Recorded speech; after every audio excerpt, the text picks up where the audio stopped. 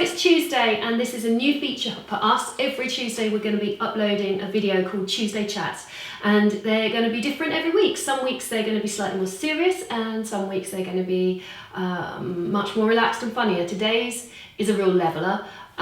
We thought we'd start with something pretty serious. So a lot of you will recognise our mum. Hi everybody. And today we're going to be talking about domestic violence. This is something that's really, really important to us and something that we have never spoken about before because it's not our story to tell, it's our mum's. So to start off with, tell us about what happened with you, Mum. I was very young when I got married and very naive, I think. I looked at life through rose-tinted spectacles and, thought that everybody was lovely because I'd had such a good upbringing, big family, mum and dad loved us so much. And then, things changed. I met somebody, your father, and fell madly in love with him and married him. And then it wasn't till, a year or so later, after I'd had Sam, that, that manifested itself. So how did it start? Did you know instantly that it was domestic violence or? No, I didn't know then and didn't know actually probably for years that was what it was, and probably didn't even realise it was that until I'd actually seen a welfare officer and I'd said to her, well, I don't understand. He goes crazy and it's like his eyes glaze over, like he's a different person. And she looked at me and she said, well, obviously that's abuse, that's a classic symptom of it. And of course I never knew. And so how many years was that into? 19. I'd never 19 years into the relationship. Yeah, and I'd never told anybody that because I didn't know. It was normal. Well, I didn't think it was normal, but I am very private and perhaps didn't want to confront the situation and, just kept it to myself. But back to your original question, that started, after I'd had Sam, and the first instance was he pulled me down the stairs by my hair. And, obviously I was... Did you think you'd done something wrong? Did you blame yourself? Initially, I thought, was that my fault? No did ever laid a finger on me in the past. I'd never even had a smack from my mum and dad. And suddenly this was happening and, I was shocked and I was frightened and, just didn't know.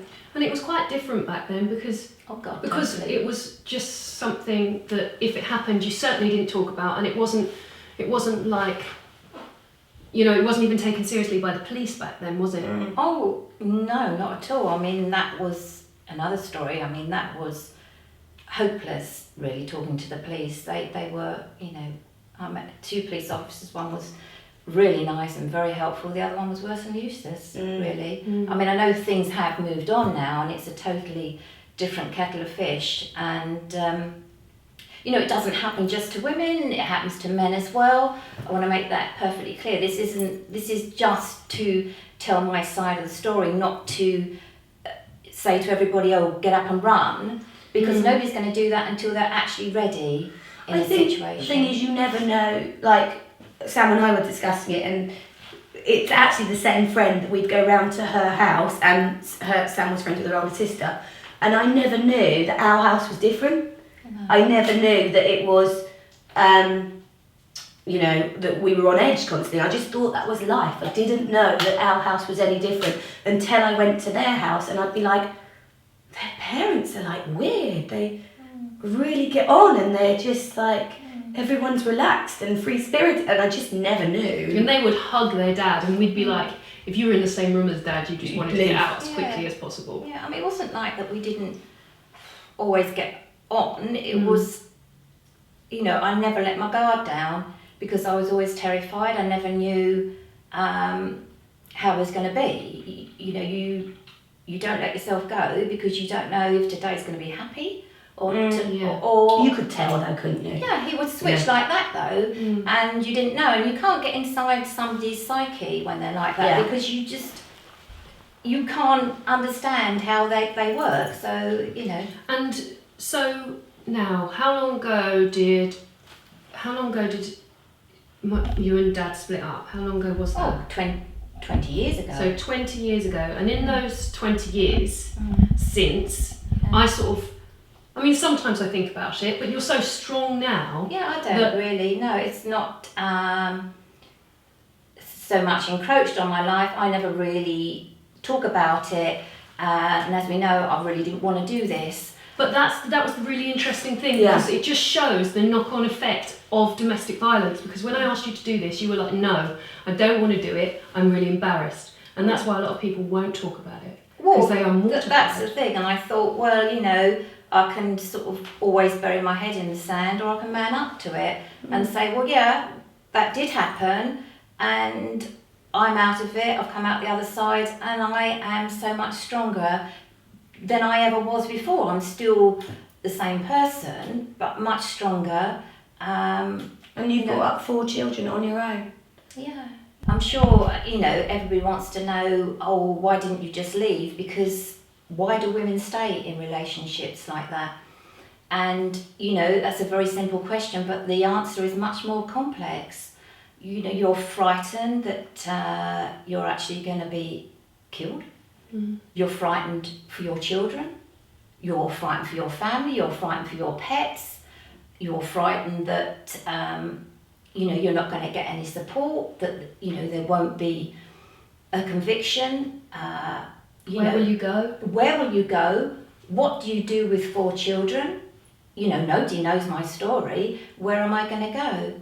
But then you realise actually maybe they're excuses, and it was kind of taken out of my hands, and Well, Heidi just moved us well, in. I lived in the house for a while, but I had alarms, 2 sets of alarms, one from victim support and a police alarm, and he still managed to get in. And she said, right, get your stuff packed, we're going. So we went and lived with her for 6 months, and I became much stronger. And there is light at the end of the tunnel, but nobody will leave until they've actually made that decision in their head themselves. Like, I'm going. Years and years prior to that, I can remember crying and sobbing and thinking, one day I'm not going to care. I'm not going to care. It just took a long time to come. There's a big difference between kindness and weakness. And when somebody keeps saying to you, I'm sorry, I won't ever do it again, and they do, eventually it wears you down, and everybody has a breaking point and think, this is it, I can't. But when he would say sorry, did you really believe it, or did you hate him a little bit? Started, initially you believe him because you want to believe. You want to believe, and you don't want to know the bad things. Because I remember him crying to me saying, I'm sorry, and I thought, I hate you. I really hate you. And I've never lost that. I never didn't feel like that. I just thought, hugging me and crying, I just thought, God, I really don't like this, but I really hate it. So I think that often women think, or men think, I'll stay for the kids, and actually... You're doing more harm than good. You are doing more harm than good. I know that that's easy to say, and it's not that easy to get up and go anyway, but... there's so many things that I remember from my childhood that I wish I didn't. And actually the day that the police came and took him away and you weren't going to go back, I was like so overjoyed that was it. I never wanted to see him again, and I didn't really. Well, I remember Heidi coming around and saying, wow, you can walk into this house and there's no atmosphere. I didn't realise there was an atmosphere. I don't think you do. I mean, I think it's a slow... gradual process that somebody brainwashes you, which sounds ridiculous, isn't it? It's true, Mum. But it just takes your being away, and you become somebody else. You become very submissive, and not the person that you started out at. Well, you saved us from being part of that, from the boys who were so young, growing up with that, and we are the closest family. We're like the Waltons Yeah. that you could Yeah. possibly get. So So we are really close, and I'm so thankful. I'm your mother, but you're all my best friends, and maybe it would have been different. I don't know. Who I don't knows? know. We've always been really close, but there is hope out there for everybody. Times have moved on. Everything's changed. There's much more support now than there was when I went through it, and you just have to tell somebody. You just have to tell somebody, and things will change once you do, I'm sure. So, after Dad was gone, and we all had nothing. We had nothing No. because we had nowhere to live. No. Well, we were in that house for a while, but then the house had to be sold, Yeah. and then we had nowhere to go. and you got nothing for the house either. No. We went to stay with Heidi. Yeah. So Heidi had a spare room in her house, Yeah. and we all lived in her spare room. Right. So amazing. So, in a sense, what I'm trying to say is we came from that and we went to nothing. Mhm. So sometimes, when you're worrying about I've got nowhere to go, We had fun though. Oh God, you Yeah, know yeah. what? I did come out with nothing, and I never took a penny off him for any of your support, because he never offered it either. no, he didn't want to give it, and it went to court, and he wasn't allowed to see any of you. And then if someone's not allowed to see their children, really, why should you take money from them? And he wouldn't have given it, and I wanted to move on. I didn't want it. And yeah, we had absolutely nothing, and it was a real struggle. What don't kill you makes you stronger. Do you know what I always found the most amazing thing, and I don't know how you did it, was that you still let us make the choice as to whether we wanted to see them. You never took that away from us. So It wasn't my choice to make, was it? even though the courts has said he has no rights to the kids, he still wanted to see the boys. So you would take the boys to him. He didn't care about us. He didn't ever want girls, so we were a bit of a scupper to the plan. But when you still took them, even when he lied that he'd lost his licence and you had to take them just to see you still took them, and you never once said a bad word to any of us about him. No, because,